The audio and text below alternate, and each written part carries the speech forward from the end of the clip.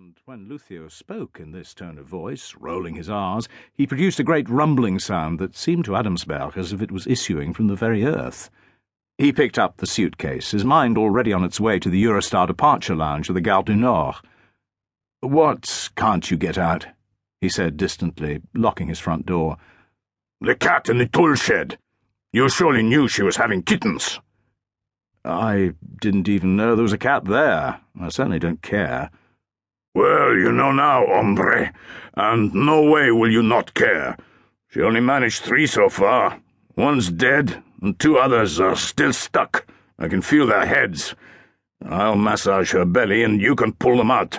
And be careful, gently does it. A kitten, you can break it in half like a biscuit if you're too clumsy." Anxious and impatient, Luthio was scratching his missing arm by moving his fingers in the air. He had often explained that when he had lost his arm, aged 9, there had been a spider bite on it, which he hadn't finished scratching, and, on account of that, the bite was still itching 69 years later, because he hadn't been able to give it a really good scratch and had done with it. This was the neurological explanation provided by his mother, and it had become Luthio's philosophy of life. He adapted it to every situation and every feeling. You either finish something or you don't start. You have to go through to the bitter end, and that applies in matters of the heart, too. When something was intensely important to him, Luthio scratched the interrupted bite. "Luthio," said Adamsberg clearly, walking across the little garden, "my train goes in an hour and a quarter.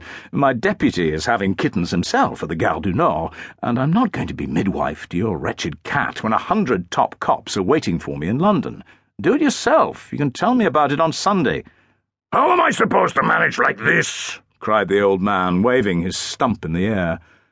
Luthio held Adamsberg back with his powerful right arm, thrusting forward his prognathous jaw, worthy of a Velázquez painting, according to Danglard. The old man couldn't see well enough these days to shave properly, and his razor always missed a few bristles. White and tough, they glittered in the sunshine in little clumps, like a silvery decoration made of thorns. Every now and then, Luthio caught a bristle between thumb and fingernail and pulled it out, as he might a tick.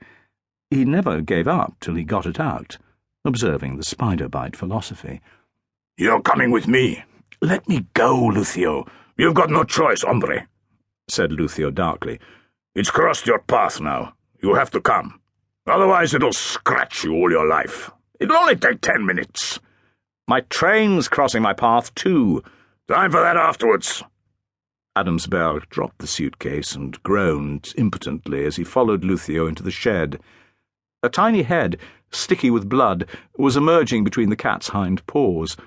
Under the old Spaniard's instructions, he caught hold of it gently, while Luthio pressed the mother cat's stomach with a professional gesture. She was meowing piteously. "You can do better than that. Pull harder, hombre.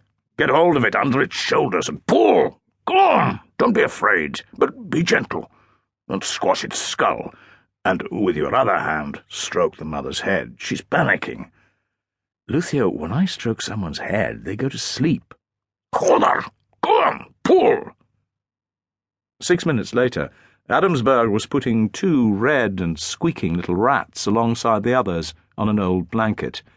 Luthio cut the cords and placed them one by one at their mother's teats. He looked anxiously at the mother cat, which was whimpering.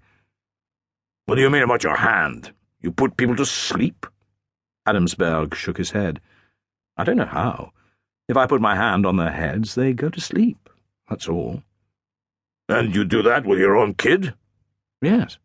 And people go to sleep when I'm talking, too. I even have suspects drop off when I'm questioning them." "Well, do it for this mother cat.